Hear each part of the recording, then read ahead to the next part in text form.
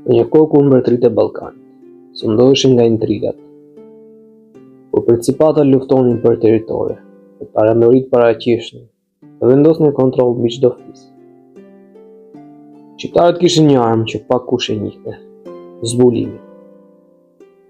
Jo të shkruar në kronika, jo të dokumentuar në kancelaritë e kohës, por të fshehur në gojdhëna, në rrëfime të trashëguara, në mënyra se si arbërit lëviznin para në sy. Ishte kohë e operacionit të zbulimit të arbërit, jeti i pari organizuar i spionazhit shqiptar në mesjet.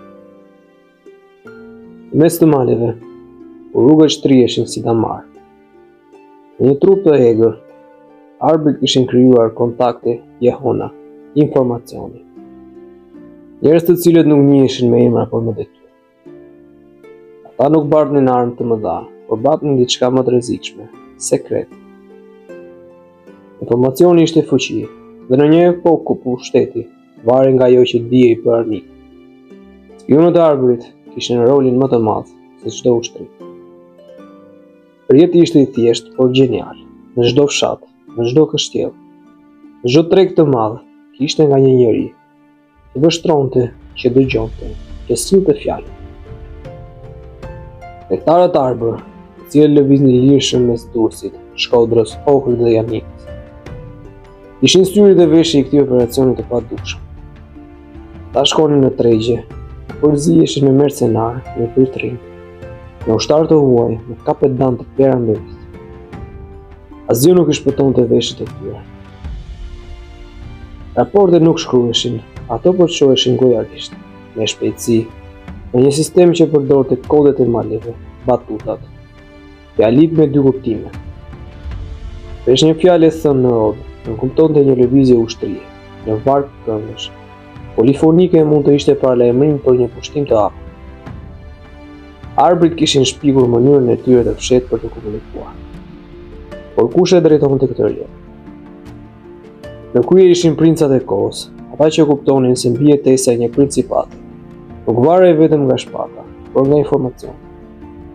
Gjon Kastrioti, Arianitet, Muzakaj, Dukagjini, gjithë kishin njerëzit e tyre të besuar, që lëviznin në fshehtësi, për të mbrojtur arbërinë.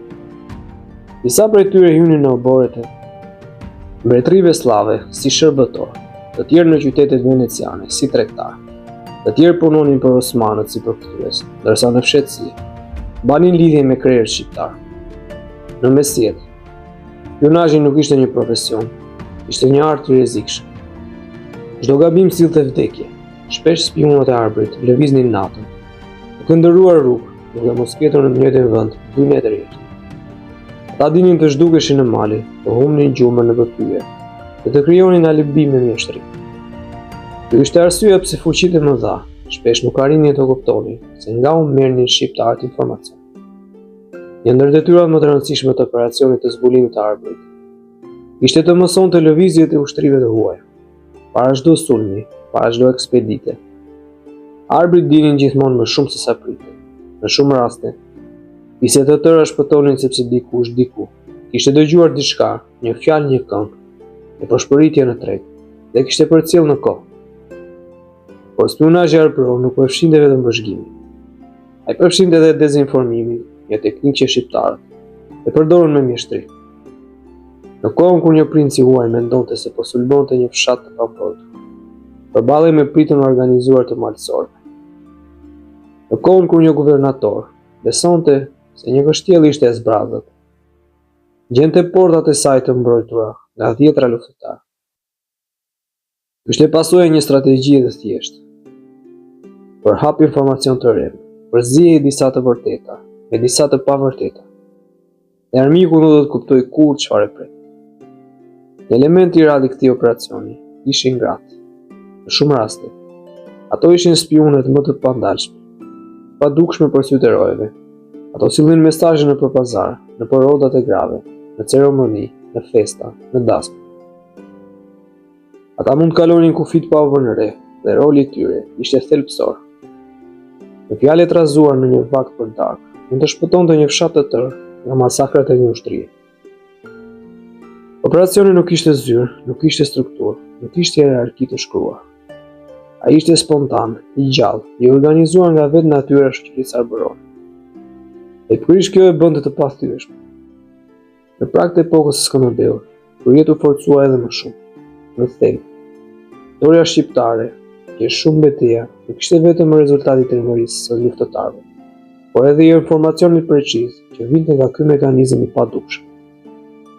Zbulimi i arbrit ishte arma sekrete e një populli që nuk kishte luksin, ushtrive të mëdha, por kishte mendjen, vëmendjen.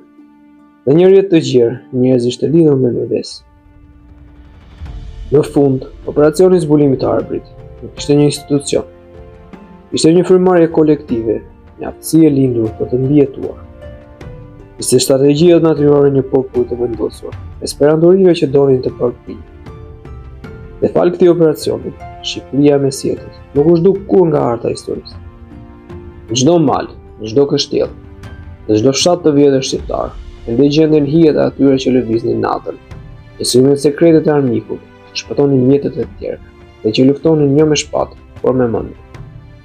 Dhe ky ishte operacioni i zbulimit të arbrit, arma më e heshtur, arma më shqiptare.